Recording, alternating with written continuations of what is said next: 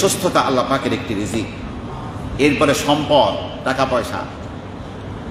আল্লাহ পাক কোরআনে কারিমে বলেন, ওয়ালা তু'তুস সুফাহা আমওয়ালাকুম আল্লাতী জাআলাল্লাহু লাকুম কিয়ামা। যে সম্পদকে আল্লাহ পাক তোমাদের জীবন ধারণের মাধ্যম বানিয়েছেন, সেই সম্পদকে তোমরা নির্বোধদের হাতে তুলে দিও না। যাদের কোনো বোকা সম্পদের মর্ম বোঝে না, নষ্ট করে ফেলে, ওদের হাতে দিও না। এই আয়াতের মধ্যে সূরা নিসার আল্লাহ পাক সম্পদকে জীবন অবলম্বনের মাধ্যম বানিয়েছেন।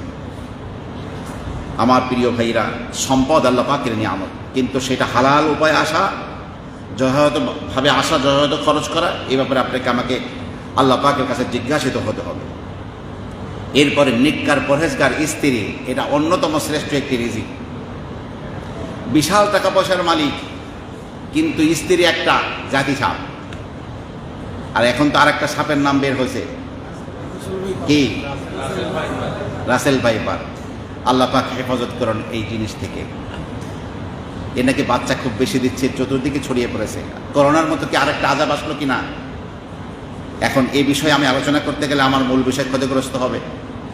তো স্ত্রী যদি কারো এরকম বড় বিষাক্ত সাপ হয়, হাজার কোটি টাকার মালিক, তার জীবনে কোনো শান্তি আছে?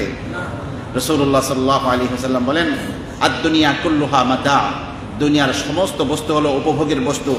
খায়রু মাতা'আদ দুনিয়া আল মারআতুস সালিহা। একজন মানুষের জন্য দুনিয়ার সর্বশ্রেষ্ঠ উপভোগ্য বস্তু হলো তার নেককার পরহেজগার স্ত্রী। নেককার পরহেজগার স্ত্রী নাই আপনার জিন্দেগি ধ্বংস, আপনার সবই শেষ। ঠিক তেমনিভাবে একজন নারীর জন্য নেককার পরহেজগার স্বামী। অনেক মেয়ের বাবা, ছেলে একটু সম্পদশালী হলে কোনো দিক আর তাকায় না, বাস সেখানেই মেয়ে দেওয়ার চেষ্টা করে। অথচ মেয়েটাকে সে কষ্ট করে পড়ালেখা করিয়েছে, যত্নের সাথে মানুষ করেছে, কিন্তু একটা খারাপ ছেলের সাথে দিয়ে মেয়েটার জীবনটাকে জাহান্নামে পরিণত করেছে, খবর নাই তার। আমার প্রিয় ভাইরা, নেককার পরহেজগার সন্তান সন্ততি, এটা রিজিক। কত মানুষ আছে সন্তান হয় না, কত ডাক্তার, কত কবিরাজ, কত জায়গায় দৌড়াদৌড়ি করে, কিন্তু কি নাই? ছেলে মেয়ে নাই। আবার ছেলে মেয়ে হওয়ার পরে এই সন্তানগুলো নেককার পরহেজগার হওয়া, সামাজিক কোনো অবক্ষয়ের সাথে জড়িত না হওয়া, ভালো হওয়া, পরহেজগার হওয়া, যাদের দিকে তাকালে চক্ষু জড়িয়ে যাবে, এটা অনেক বড় নিয়ামত আল্লাহ পাকের, অনেক বড় রিজিক। এরপরে মানুষের ভালোবাসা লাভ করা, এটা অনেক বড় রিজিক। অনেকের সম্পদ আছে, অনেকের আপনার বংশের দিক থেকে বড়, টাকা পয়সার অনেক মালিক, কিন্তু কেউ তাকে ভালোবাসে না। সামনে আসলে ভয় হয়তো সালাম কালাম করে, কিন্তু পিছনে বলে যে লোকটা বড় খারাপ। আর একটা লোকের কিছুই নাই, কিন্তু দিল থেকে মানুষ তাকে মহব্বত করে। এই মহব্বতটা আল্লাহ পাকের পক্ষ থেকে বান্দার দিলে দিয়ে দেওয়া হয়, এটা অনেক বড় একটা রিজিক। আমার প্রিয় ভাইরাতে, আসুন আমরা রিজিকের বিন্যাসটা এভাবে করতে পারি। মোতাওয়াল্লিয়া শারাবি নামে মিশরে প্রখ্যাত একজন মুফাসসিরে কোরআন ছিলেন, মিশরের একেবারে শ্রেষ্ঠ আলেমদের একজন ছিলেন, ফয়সাল পুরস্কার তিনি পেয়েছিলেন।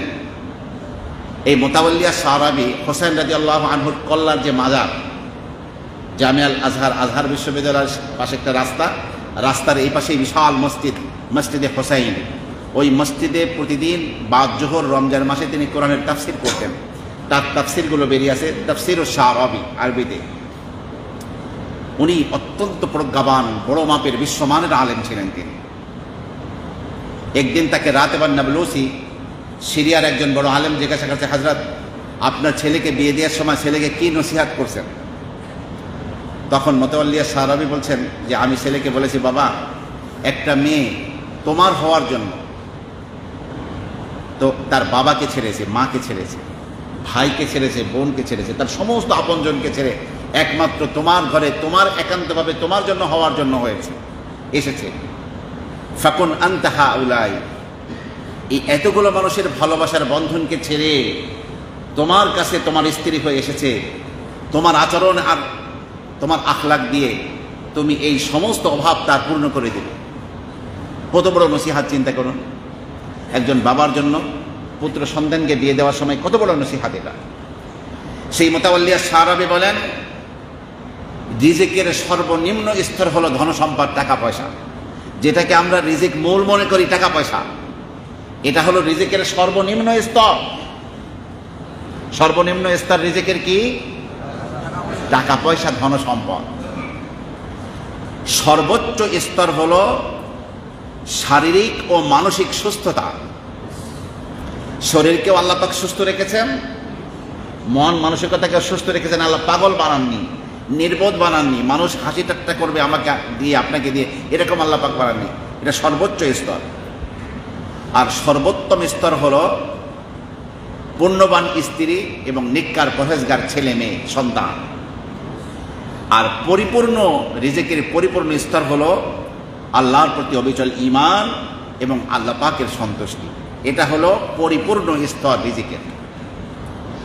এই রিজিকের সমস্ত স্তরগুলো লাভের জন্য আল্লাহ সুবহানাহু ওয়া তাআলা অনেকগুলো ব্যবস্থাপনা রেখেছেন। এটাই হলো আমাদের আলোচনার মূল বিষয়। আমার ভূমিকা আলোচনা করতে করতে সময় চলে গেল অনেক।